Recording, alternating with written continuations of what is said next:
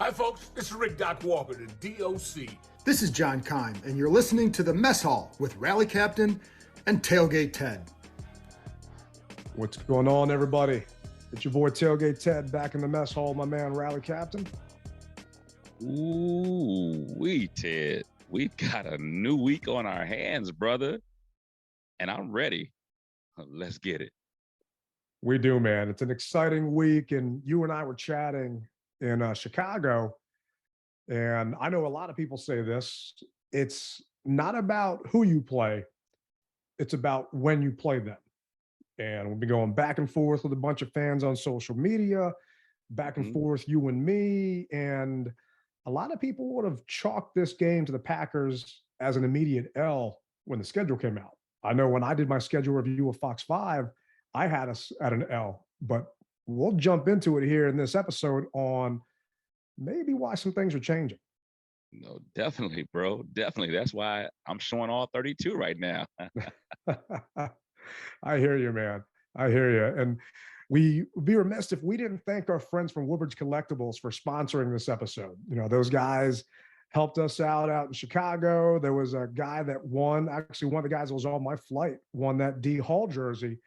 And I remember him talking about, man, I need to get this thing framed. And we made sure he saw that koozie inside that little gift package they gave him to talk about framing that jersey for him and hit up those guys. Yeah, man. You know, the thing about Woodbridge Collectibles is we all know that they have jerseys, they have fan, paraphernalia, cards and jerseys and pictures and things like that. But what a lot of people don't know is they actually do a great job of framing the items that you bring to them or that you buy from them. And the beautiful thing about it is because they are our sponsor, if you mention the DMV Mess Hall, they're offering 20% off of framing. Now, here's the thing. We know that no one likes to think about this, but it's inevitable. Christmas is right around the corner. And I don't know how many people I talked to that said that they need to get something framed, or even if it's not something that's a fan aspect of things, just a regular frame, they can do it. And 20% off of something that you need anyway, just mention the DMV Mess Hall. Come on, guys. It's a no-brainer. It's easy money in the bank. It really is. Yeah, man. Every little bit helps out, especially around the holiday season.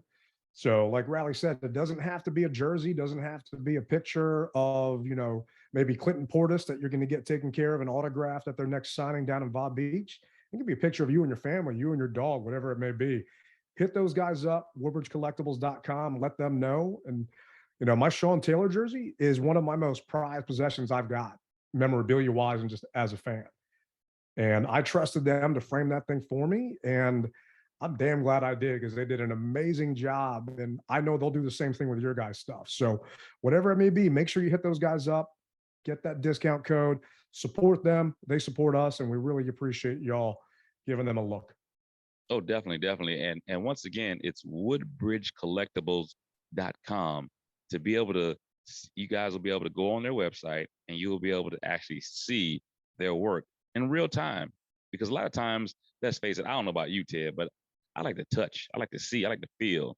Well, the internet has brought all that home, man. So you can do that right now through their website to see exactly what your item would look like framed. So it only makes sense, man. Amen, man. Amen.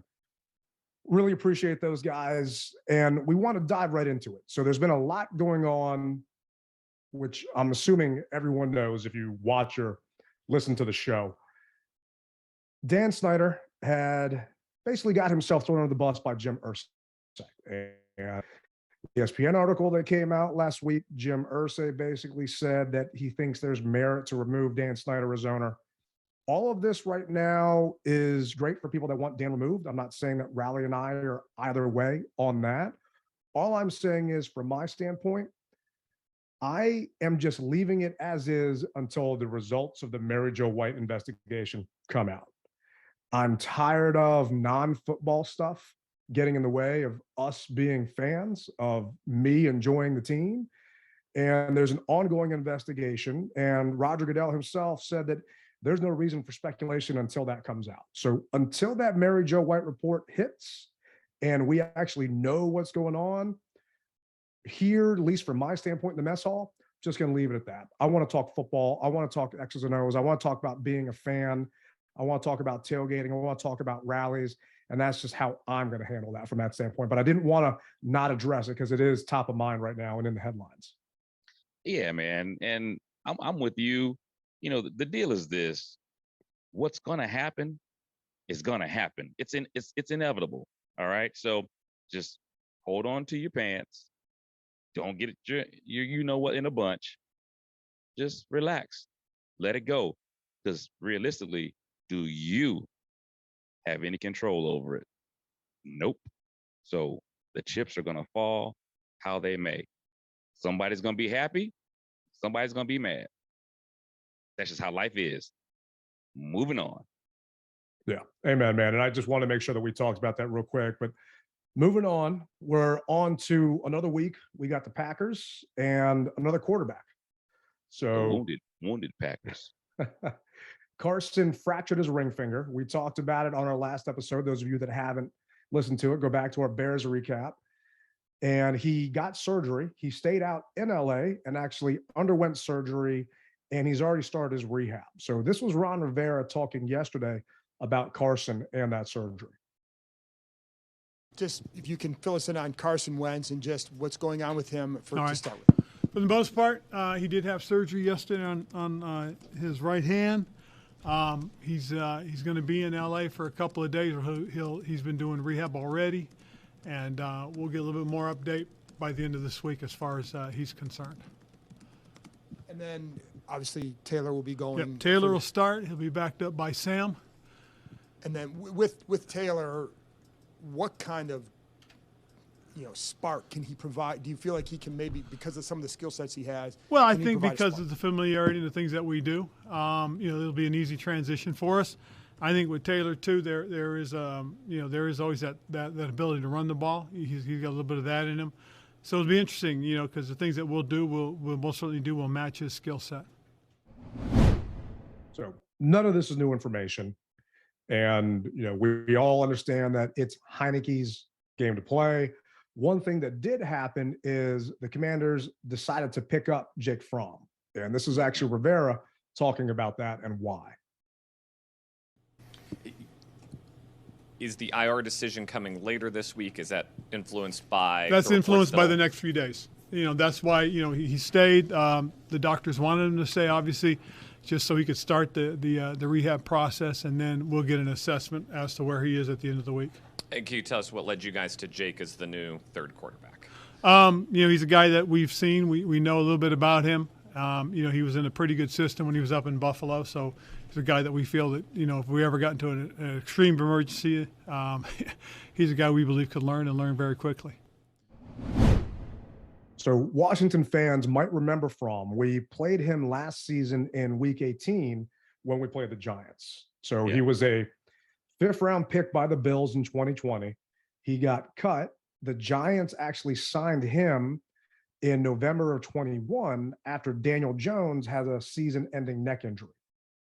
So when we played Fromm, he didn't do too well. I mean, the Giants in general weren't doing that well, and I think their coach got fired after that game. And if Fromm actually makes it in, we got a big problem. And I'm hoping that we never see him come off that practice squad.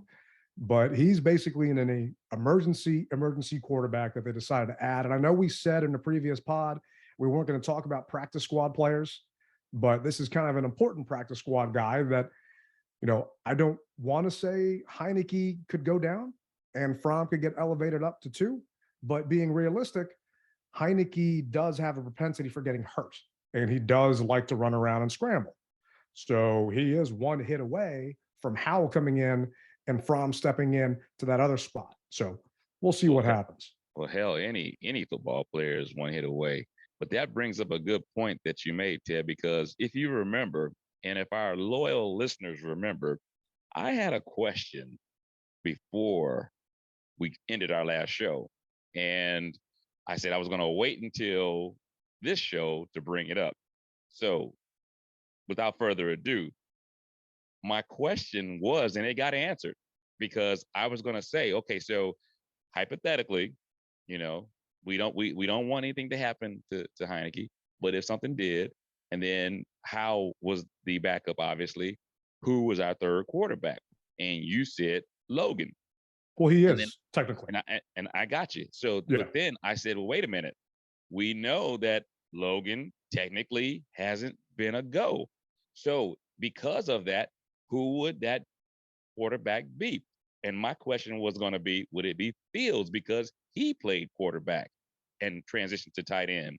But we don't have to answer that now because we have Jake Fromm. So the difference is going to be, you have to activate Fromm. So on game day this weekend, I doubt he's going to be active. Right.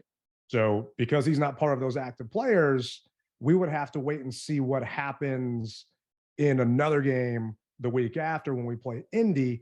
And I'm not trying to plan for, someone to get hurt, but that's what it would come down to. The good news is Logan was out there, but he wasn't a full participant today. Mm-hmm. And that's what I'm saying. So because of that, who would our emergency quarterback be then? With that being said. Yeah, I mean, that's a really good question. It potentially could be probably Fields. Talking about Fields. What do you mean Fields? The tight end, isn't that his name, 88 Fields? No, that's Armani Rogers. Oh, Rogers, my bad. Yeah. I don't know where I'm getting Fields from. We're still thinking of Chicago, maybe. But he would be our backup because he played quarterback, I'm assuming, right? That's a good question. It hasn't actually been asked by Rivera. I'm not sure. Just because you played quarterback doesn't mean you know the offense and the system. So I'd be curious to see who takes that load, because Rodgers, it is his first year with the team. Mm-hmm. So does he know the system enough, being a tight end, to handle that? All I'm praying is we never find out, because if we lose Heinicke and we lose Howell, I remember a body bag game when B. Mitch ended up finishing a quarterback. Yeah, I remember that as well. But see, once again, a true fan will ask those questions. And that's the reason why I brought it up, because I don't know. You don't know. And I don't think any of our listeners know. Hell, I don't even think any of the pundits know.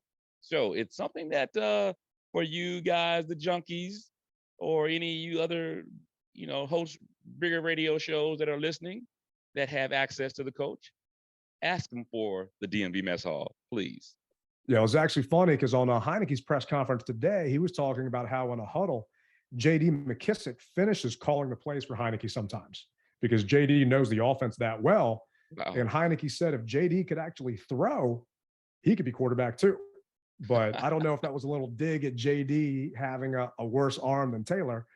But, who knows? Those guys go back and forth and they all love each other. J.D. is one of the most popular guys in the locker room. And I'm just hoping and praying that we never see it. And, exactly. Yeah.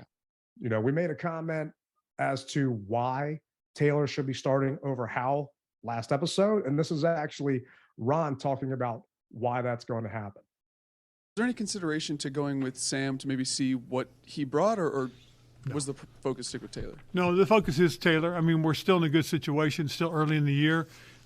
We like our, what we've got in terms of the skill sets and in terms of our playmakers, guys that we believe we can get the ball to, and don't want to put, Sam in a situation like that this early in his career. We feel he's a young man that as he grows and develops, he's got a chance.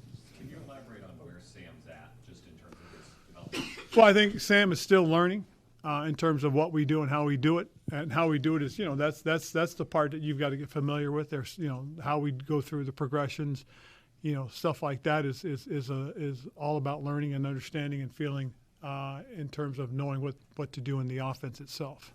But none of this should be read into like he's not. You guys don't think he's on track or anything? Oh no, we think he's on track. We do, but with Taylor, I think right now it gives us the best opportunity to be successful. And that's really what it comes down to. We're 2-4 right now. We're facing a beatable Packers team, and after that, a beatable Colts team. And who knows if Jonathan Taylor's going to be back when we play the Colts, but let's just take it 1 week at a time. Right. You put the best player out on the field to give you a chance to win. And you got a lot of fans going out there on social media saying, well, Bailey Zappe's starting for the Patriots right now because Mac Jones is hurt and he's a rookie and he's doing what he can do. Okay, well, they don't have another choice. Mac Jones is hurt. They don't have another quarterback to put in there.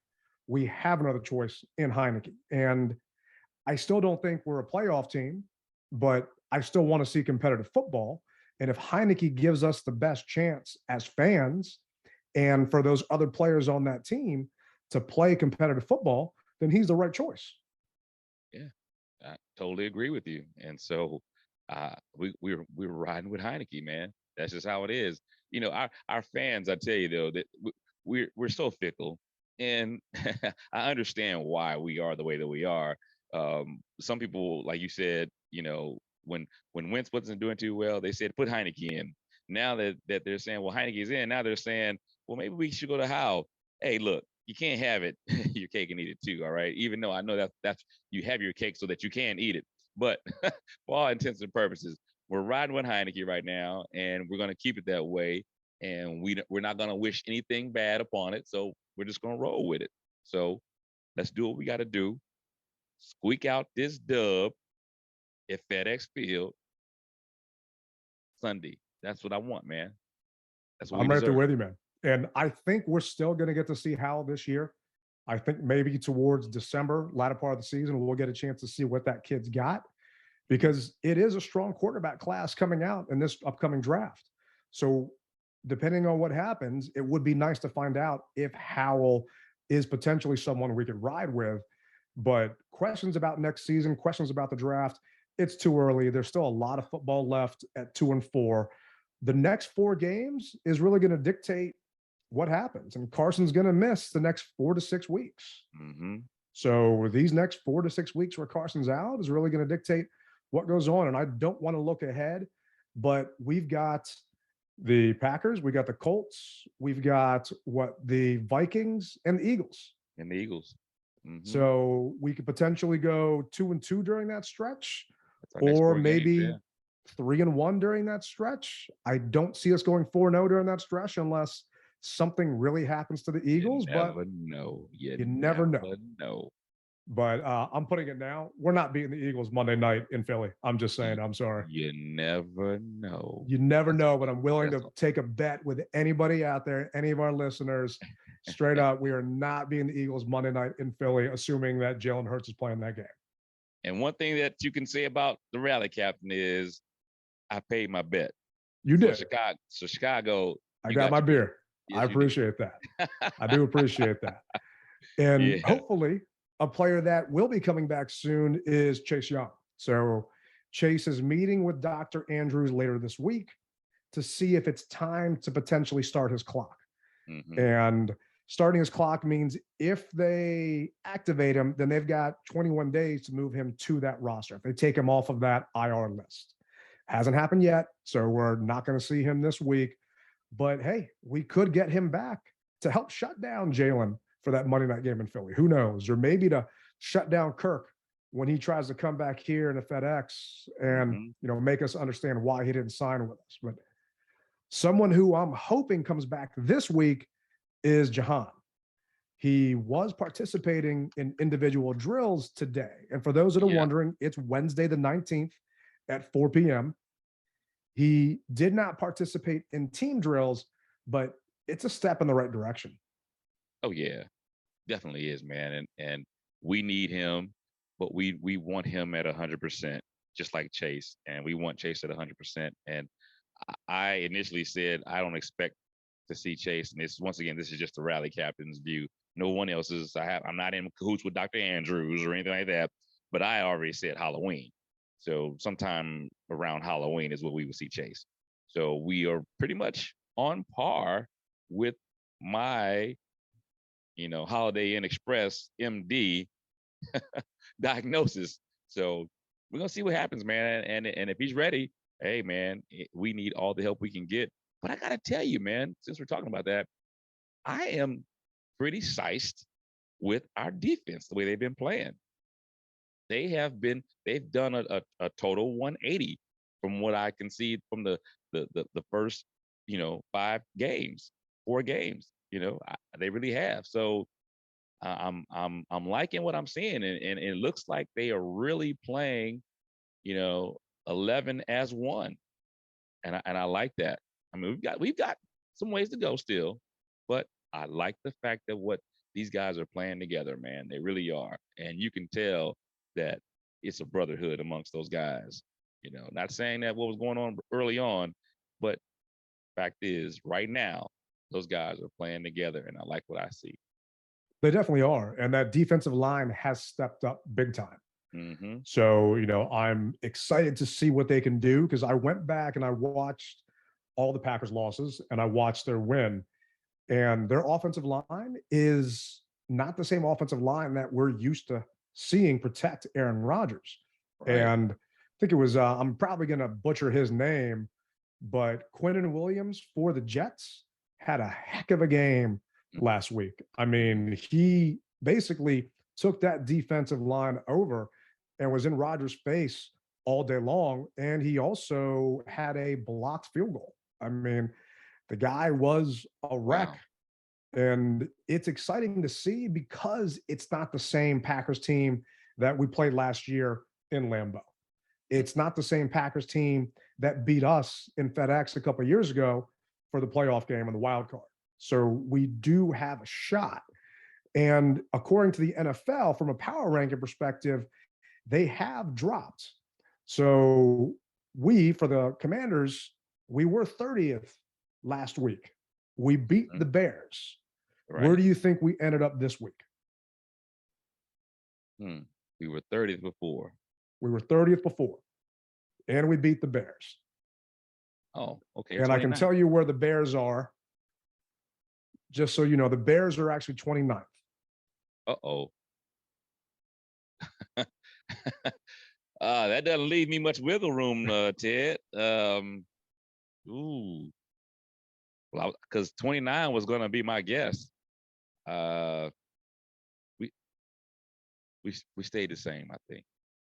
Yeah, man. And it's kind of insulting that we beat the Bears and they stayed at 29 and we stayed at 30.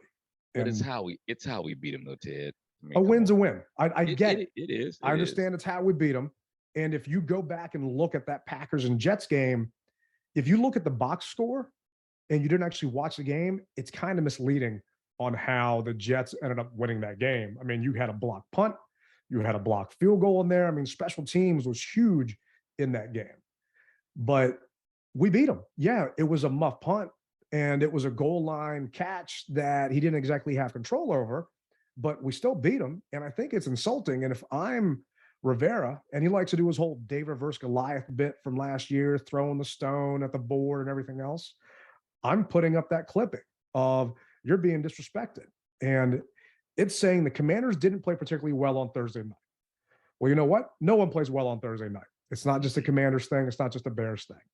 Yeah. But sometimes you can win simply by letting the other team beat itself. That's how it felt after 2 crucial Bears blunders in the second half.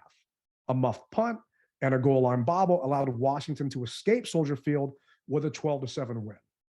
With Carson Wentz expected to be sidelined for 4 to 6 weeks after fracturing the ring finger on his throwing hand against Chicago, the Commanders will turn to Taylor Heinicke when they host the Packers on Sunday. That's acting like Wentz was playing lights out football, that we're taking a step back. A lot of people out there thinking this offense is going to take a step forward because Carson didn't have time to throw. Andy can't run. Taylor's got legs. So to me, this is the national media not understanding the type of player Taylor is and how much Taylor is in tune with Scott Turner's system.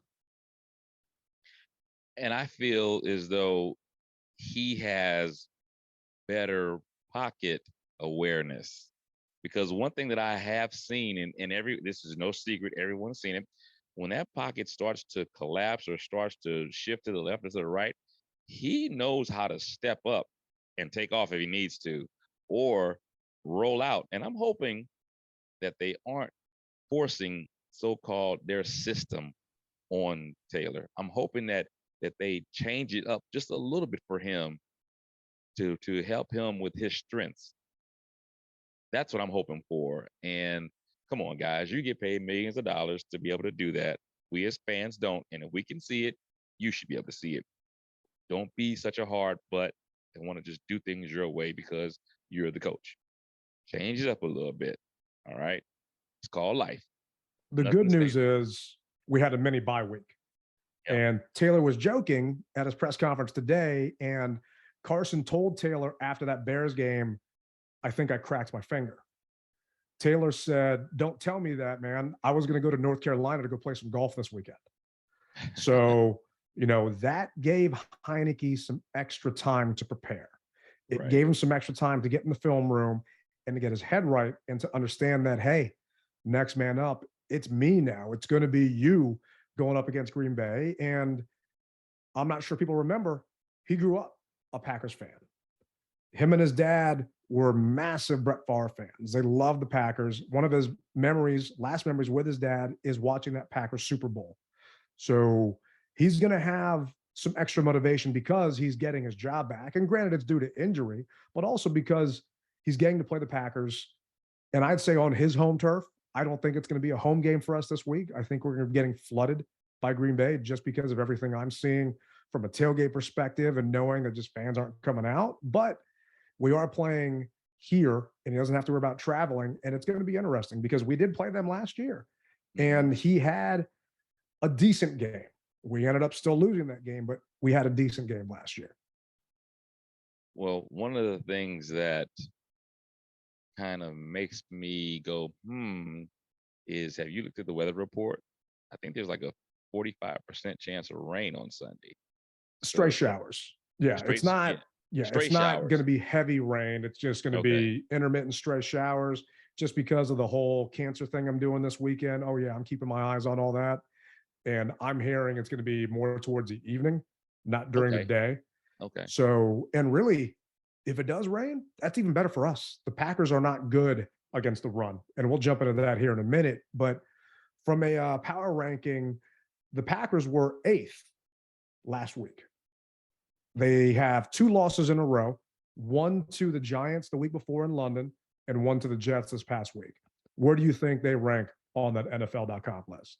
You said they were 8th? They were 8th. Probably 12 to 15, something maybe possibly. Yeah, they actually dropped a little lower than that, and they are now 15th. 15, okay. So 15. It's no just about an underachieving defense or an offense trying to find itself. The entire operation seems to be out of sync in Green Bay, where the Packers fell back to 500 with a lopsided loss to the Jets at Lambeau. After the game, a beaten down Aaron Rodgers spoke of removing complexities within the offense. A well-worn trope for players questioning the philosophies of a coaching staff. I'm not attacking anything, Rodgers said. I just think that based on how we played the last 2 weeks, I think it's going to be in our best interest to simplify things for everybody. Just simplify some things, and maybe that'll help us get back on track. Well, simplifying things isn't going to fix Aaron Rodgers' thumb. He's got a problem with his thumb. He banged it up in that game in London. And there was a fumble during that game last week where if you look at the replay, people are thinking the ball got knocked out of Aaron's hands. Nah, it just slipped out of his hand. There were a bunch of passes that he just overthrew, he underthrew, and he wasn't under pressure. He looks like he's having a hard time gripping the ball. And some in Green Bay were saying, you're playing the Commanders. Just sit Aaron, let Love play, and let Aaron get right for a game. And to me, that's also insulting. And I wish that Rivera were to use that for motivation for the guys, because, just because we're the Commanders doesn't mean you should take us lightly. This defense is stepping up. And they're hungry. They're hungry, especially to get back in front of their home crowd. So, because even though there may not be as many fans in the stands as we would like, there's still going to be, we still have a nucleus of burgundy and gold that's going to be in the stadium. So I look for us to bounce back. I look for our defense to have a good game for the players as well as the fans. You know, I really do. Yeah, and jumping into the matchup, I mean, the Packers are favored by 5.5 points. So I went out to Virginia to take care of my grill. I got run over last week, and I'll tell you that story in person and how it got fixed. But the Packers are giving up 5.5 points. The last I saw was 4.5, Ted. Did they change it? Did it go up? It depends on what book you're looking at. Okay. But I mean, 5.5, I immediately, when I got to Virginia, pulled over, went on FanDuel, and picked the Commanders to win. Even if we lose by 4, I'm still a winner on that bet. And this isn't a betting podcast, but, you know, they lost 2 weeks in a row. You lose to the Giants, you lose to the Jets, you lose to the Jets lopsidedly like that, and you're 5.5 point favorites coming into my home turf. That, to me, once again, is more fuel to the fire for that defensive line. Say, no one respects us. No one thinks we got a chance. And you throw all this Snyder stuff on top of it and everything else. I mean, Terry McLaurin was asked today in the locker room, is Dan Snyder's situation affecting the locker room? Terry came out and said, anything can be a distraction. If you get a flat tire, that can be a distraction, or you can move on. It's just a matter of how much you let that stuff seep in. Mm-hmm. So I'm hoping that the team is letting the off the field stuff go, but the on the field disrespect that we're getting heading into this game against Green Bay, who has lost 2 in a row, who doesn't have the MVP Aaron Rodgers that we're used to, who doesn't have Devontae Adams that we're used to playing.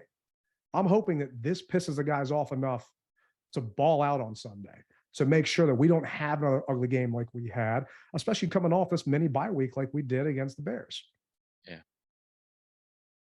Ron Rivera's averaging a quarterback change just about every 4 games since he's been here for 2.5 years. That's sad. It is. And that's football. And part of that, you know, whether it was potentially COVID related, having to bring Heinicke in, you know, you had Kyle Allen that broke his leg. You had everything that happened with Alex Smith. You know, they benched Dwayne Haskins, God rest his soul. Well, Heinicke played the Packers last season in Lambeau. And he didn't have the best game throwing. He was 25 of 37 for 268 with a touchdown and a pick. But he did have 95 yards on the ground that day. And he had a 38-yard run. Just the one play I won't forget, and I can't forget, is Heinicke diving too soon and missing the end zone on that goal line. Yeah. That would have changed the game, yeah. I think it did change the game. Him just coming up short. And maybe if there was a pylon in the middle of the field and he envisioned diving for it, he would have actually made it across. I don't know if his depth perception wasn't there because he didn't see that big orange stick. But that right there, I think, is what lost us that game. And who I'm excited for this week is Taylor to prove that he can beat them.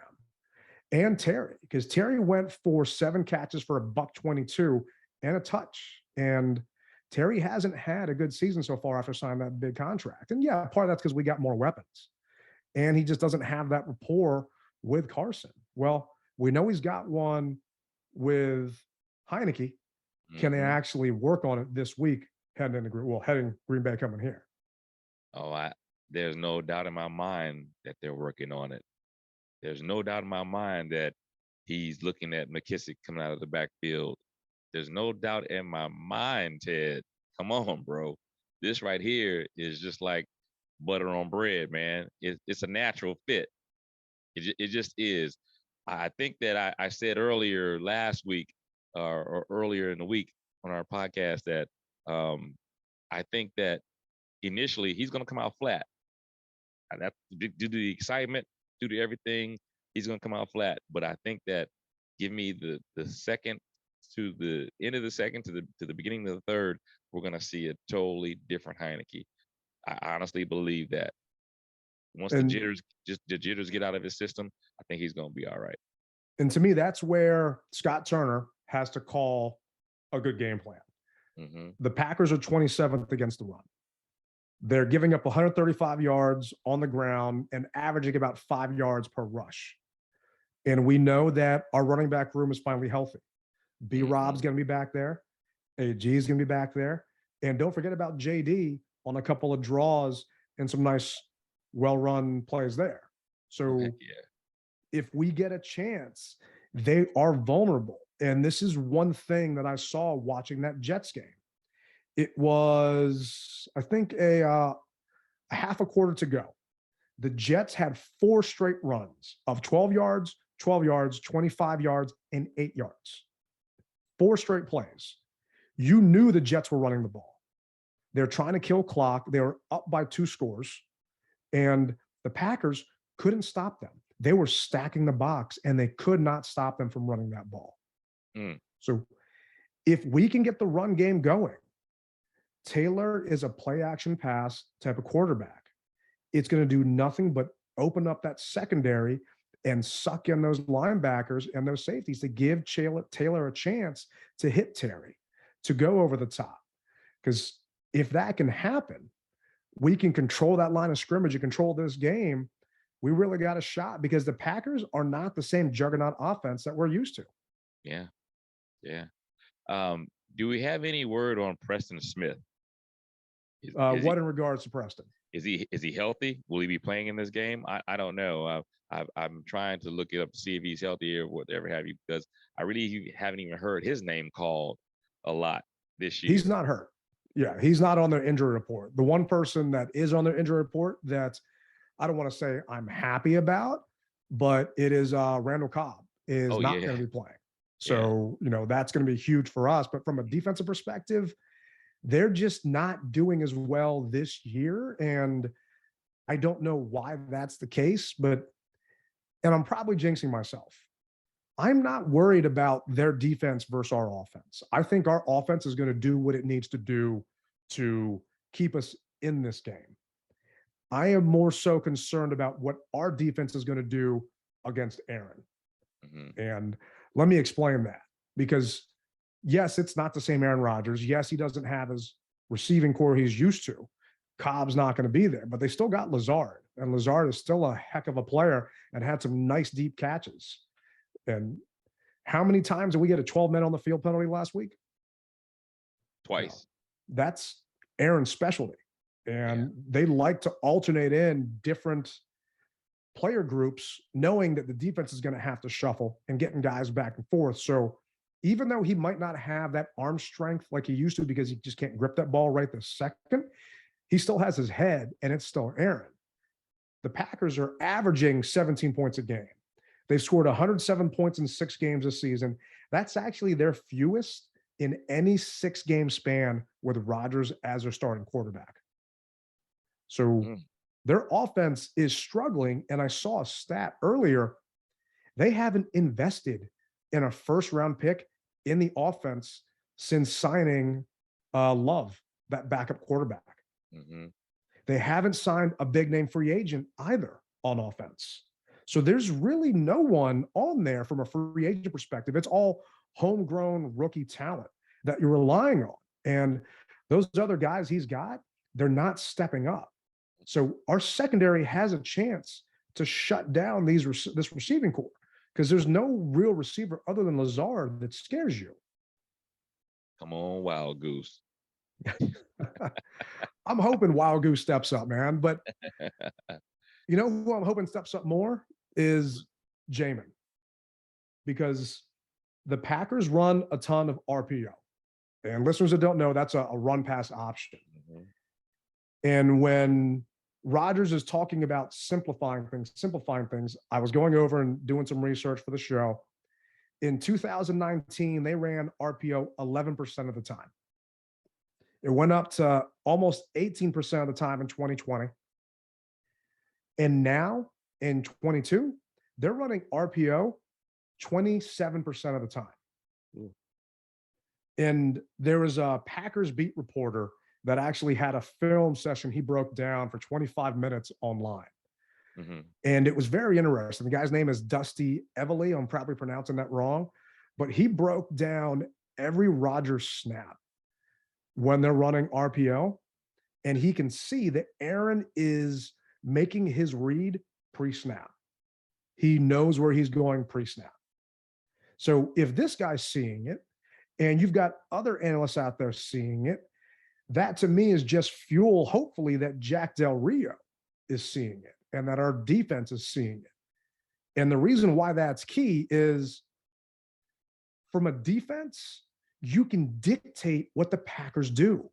If you know Rodgers is not making an adjustment post snap when he's running RPO, if you know that if you've got 8 men in the box, Rodgers is going to check the pass versus run, then you can dictate what's going to happen that play. And that's what I'm saying. If this defense can play disciplined, sound football, we can get Rodgers to do what we want versus him doing what they want us to do. We will see him crouch down and hold that ball and get sacked. That's what I'm hoping for. And it happened a ton last week. He got sacked 4 times for 36 yards. He got hit a bunch. He had a QBR of 17 last week. I mean, he did not do well. And his offensive line is a sieve right now. And, you know, I don't know a ton about Quinnen Williams. All I know is Deron Payne is playing for that bag, like Doc Walker likes to say. Mm-hmm. John Allen is playing like a man possessed. Montez Sweat is balling out. Same with F.A. Obada. So if our defensive backs can actually have the coverage dictate with a pass rush, then we got a chance to hit Rodgers left and right in this game. I'm not saying knock him out, but make him pay. Make him feel that pressure on that thumb. Yeah, definitely. And there was actually another stat that I saw. Aaron Jones, a running back, he has run into an 8-man box 1 time all season. He's had how many carries? But if it's an 8-man box, they're only running him 1 time into it the entire season. And this from Next Gen Stats. So if I'm the Commanders and I'm putting 8 men in that box, then I know Aaron's throwing that ball. If I know he's throwing that ball and I know the down and distance, then I can cheat. And we talked about it before, how defenses were cheating against Carson because he knows that our offensive line can't protect. So all of our routes were running short.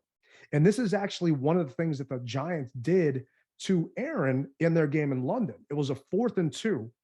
They loaded the box knowing Aaron was going to keep that ball on an RPO and pass it instead. They pressed. Rodgers couldn't make that pass for the first down. It's those little things that give me hope that if Del Rio and our team having the extra time know this, and if they don't, someone please send them this clip from the show that our guys will be ready, that Wild Goose is going to be ready, that Fuller is going to be ready.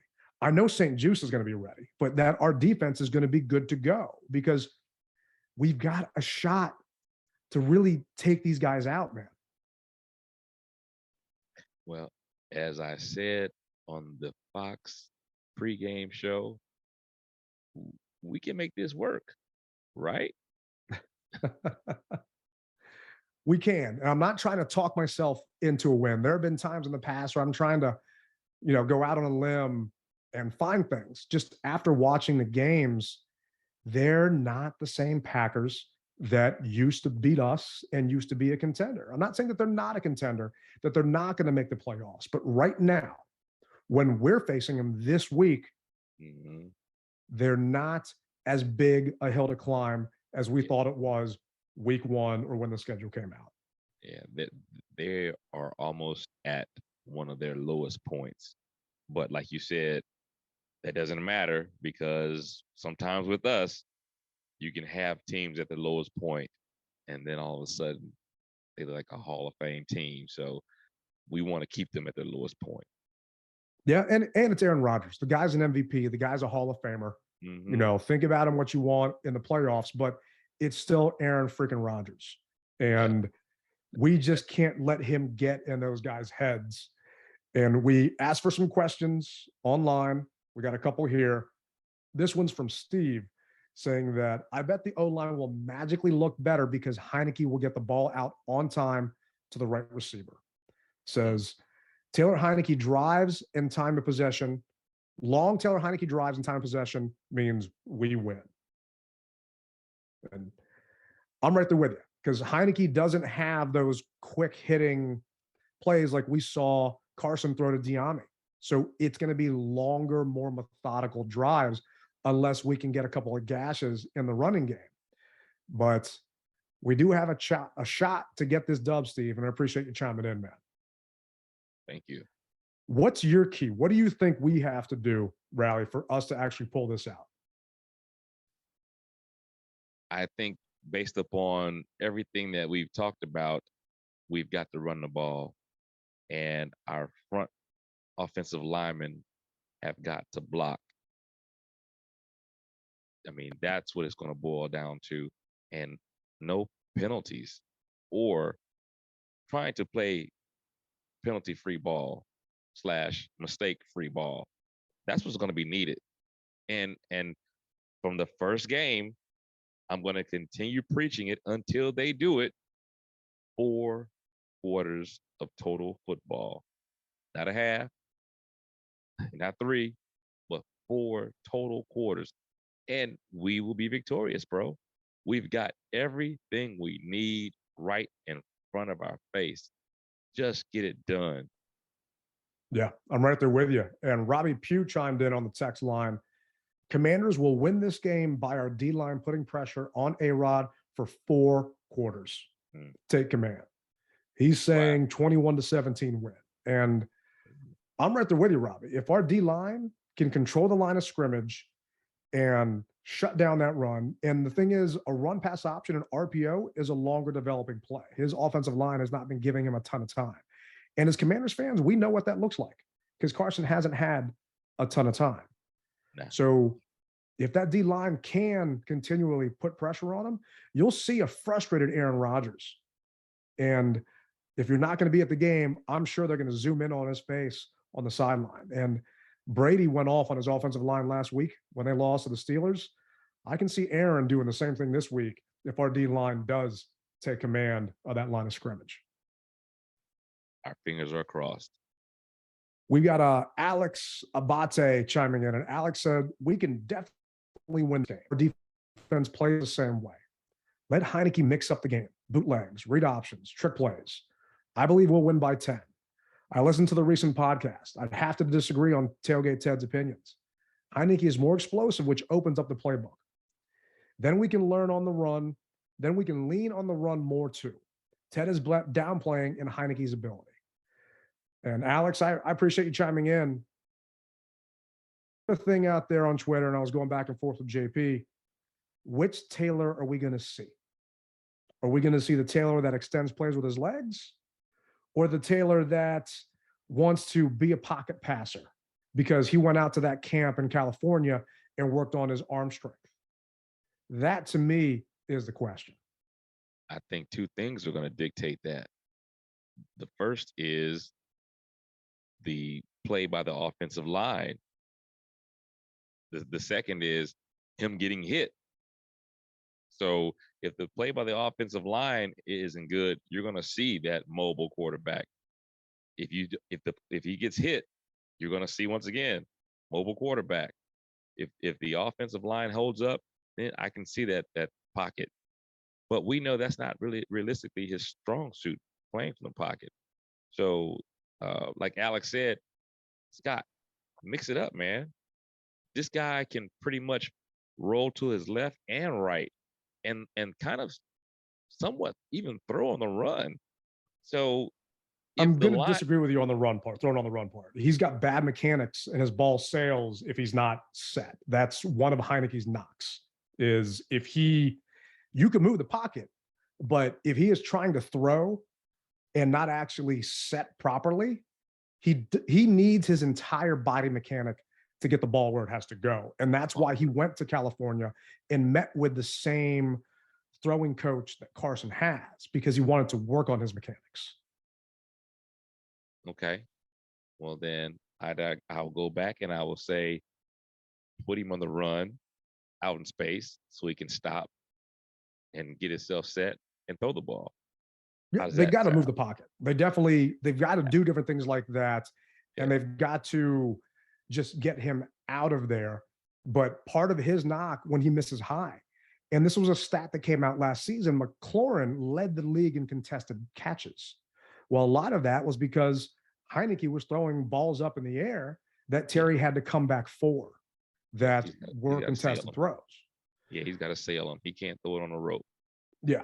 And I disagree with you a little bit, Alex, that it's going to open up the playbook. You're losing potentially a third of your playbook because Heinicke does not have the arm to make the throws that Carson did. And Scott Turner basically said, well, my playbook is all there now because Carson can make every throw. We know what throws Taylor can make. And defenses started beating Taylor last year when they switched to more to a man coverage versus zone coverage. Zone coverage, Taylor knew you let that receiver run to this part in the zone and he could throw them open. When they were playing our receivers man, Taylor wasn't doing as well because he didn't have the ability to throw them open because his arm just wasn't as strong.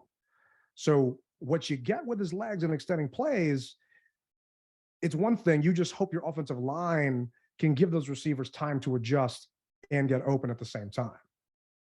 So last week, a question was brought up prior to the Chicago game. Can Carson check out of a play? Do you think that Taylor will have the same latitude to be able to check out of a play if he sees a certain thing? Or I do. You think, okay. Yeah. I mean, he's been with Scott Turner for so long. Scott was the only person that went to his pro day at ODU. I mean, he played in Minnesota when Scott was there. They know each other. This is his system. And it's why I thought that the Cowboys were going to beat us because Cooper Rush had been in Kellen Moore's system for 4 years. Yeah. Being a system quarterback, knowing where everything is supposed to be on that field, I do think that Scott's going to give him the ability. And Carson did check out of a play against the Titans when he hit one of those bombs at DMV. So he was allowed to make more adjustments as we went through. And I do think Taylor's going to have that flexibility this week going against Green Bay. I look forward to it. I do too, man. And we got another person chiming in here. This is Rafael Rubio.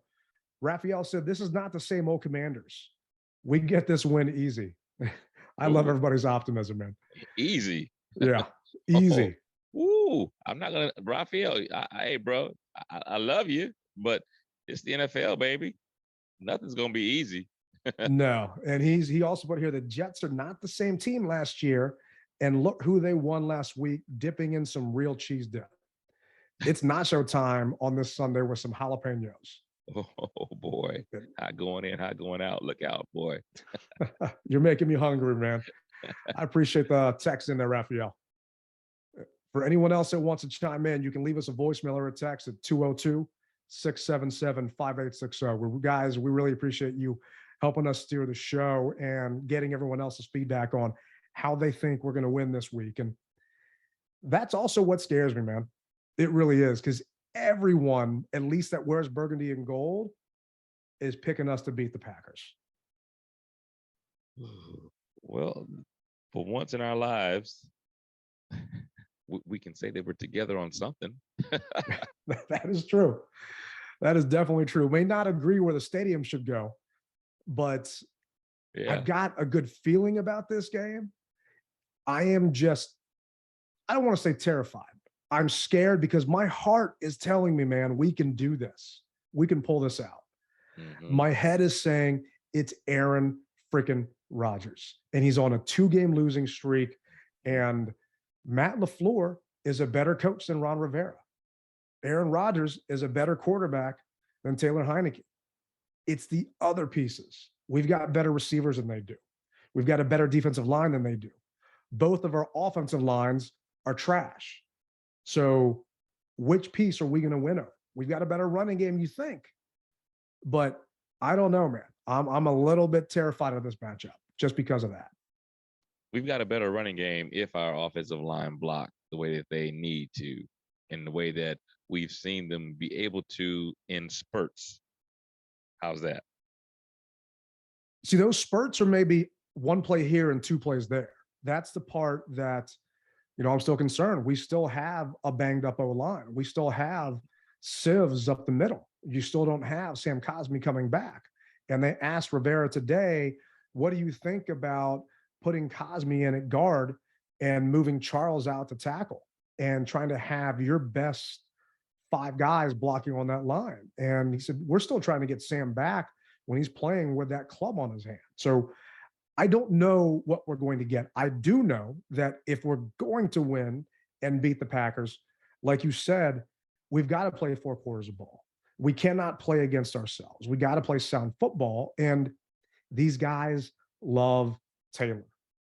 There's that intangible that you get from him coming back after being somewhat disrespected last offseason with the team bringing in Ryan Fitzpatrick. Being disrespected this season with the team bringing in Carson Wentz. And now he's getting his shot for the next 4 to 6 weeks. These guys are fans of him. He's friends with them, and they want to perform to the best of their abilities. Just, is that going to be enough? Well, as the mother on the movie Friday said, Mama, this ain't enough. What did she say? Make it enough.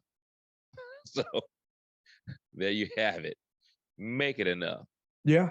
And adversity, your team is either going to rise up and come together or crumble. And this locker room is not dividing right now. And we talked about it during training camp. It's all great that Carson's all lovey-dovey with everybody right now and everyone's getting along. Let's see how they respond when we got some adversity. And guess what? We got adversity on the field and off the field right now. It's everybody in the NFL against us. You got Jim Irsay talking about removing our owner. You've got, who the hell is their head coach? That donk in Indianapolis, talking about how Irsay is a good guy, this and that. I mean, I can't wait to get through this game, focus on this game, and then punch those Colts in the mouth next week. Because to me, the straight disrespect that we're getting as a fan base and that this team is getting right now, I'm hoping is what makes it enough for these guys to really step up on Sunday. And I feel that they will, bro. They realize that out of all of this nonsense that's going on, technically, we are not out of it. And I'm not saying that we're going to be a deep playoff run team. I'm not saying that. But right now, you win one game, you're back into it. You win another game, you're back into it. So, and what else did I say? It could be worse.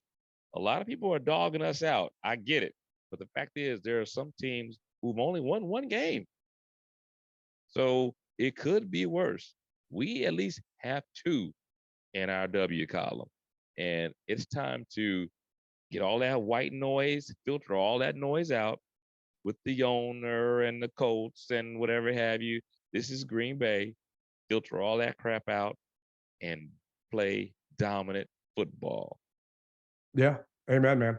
Amen. And Julian, our last text message here said, Washington can win the game by running the ball effectively and working off of play action where Taylor Heinicke can use his legs to extend plays and keeping things simple.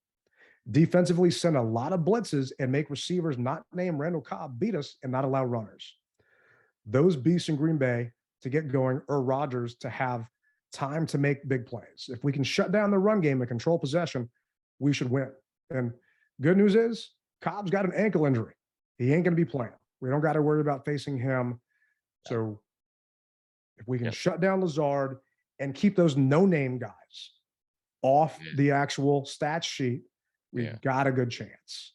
Don't make them Hall of Famers. Don't be Hall of Famers against us this week. And sometimes we have a tendency of allowing that to happen. You say, well, who was that kid? And he looks good against us. So we need to keep the no names nameless. Yeah, I'm trying to remember who that guy was for Tennessee that ended up catching that long bomb against us. And I remember sitting here looking like, who the hell is that guy? Where the hell did he come from? And it was one of their 3rd or 4th string receivers. And, you know, teams of the past, we would play down to our competition. You know, Redskin teams of the past, that was just kind of their MO. Well, we did. Yeah. We get a chance now to play potentially up to our competition. And you're hoping that maybe we get a chance. And that was Nick Westbrook Ikahini. Guy had a 61-yard bomb that day. That hurt us. Yeah, it was killer. And we got to make sure that Romeo Doubs and Christian Watson and Samari Tor and those guys, Amari Rogers, don't beat us on Sunday, because none of those guys are household names. If you've got those guys on your fantasy squad, I don't think you're going to win. I don't think you're making the playoffs. You might need to start making some trades.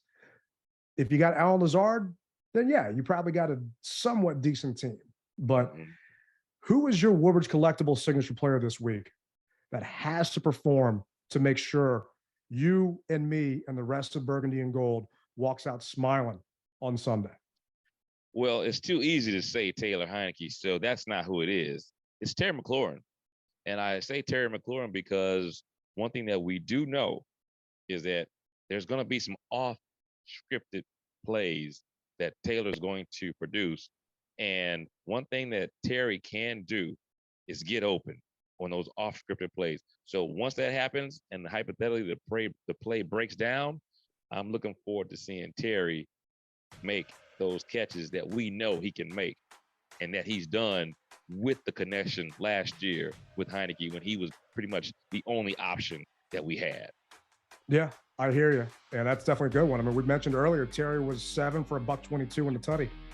So if he can get to the Terry of old that we're used to seeing Heinicke throw to last year, then we got a good chance of him being that signature player from Woodbridge Collectibles. For me, it's got to be B-Rock. And I think if we can really get him going, we can open up that play action for Taylor. And we got a chance to pull out this dub. And one of our P1s, Reggie, just sent us a simple tweet. And the tweet was, "I believe that we will win." And it reminded me of that Pitbull song where he's going back and forth. And I can't remember which soccer team it was, but just that chant, man. That's got to be this fan base this week. We got to believe that we will win. And we take it one day at a time, one game at a time. We just tune out all the other noise and just focus on being fans for a change and having fun, and everything else will fall into place. But from a game prediction perspective, I believe that we will win. I believe that we can pull this game out, and I think we're going to be able to do it 24-13 versus the Pack. Well, I think my score is going to be a little bit lower because I don't think we've scored 20 some. Well, actually, yes, we did against Detroit. I think we scored 22. I think it was. So I'm going to say it's going to be a little less than that. I'm going to say 19-17. Close game. Man, I hate these close games. I prefer not to be puckering in my seat. But you know what? We both are picking the Commanders to win this week. We know that all of our listeners, at least that chimed in, are as well. I can't wait to recap this game with you on Monday. It's going to be an interesting one, man.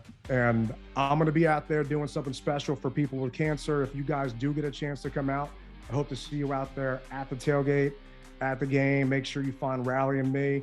I know my man loves taking pictures with people in the stands. And I appreciate you guys sticking around for another episode of the Mess Hall with us. And before we close it out, I am going to get my cheek swabbed. So look for me to get that done Sunday. And after that, it's game time, baby.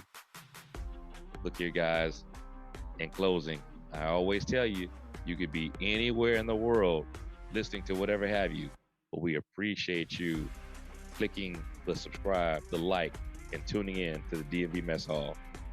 That's going to do it for this week's show. Rep it hard, but don't rep it at all. Tailgate Ted, Rally Captain.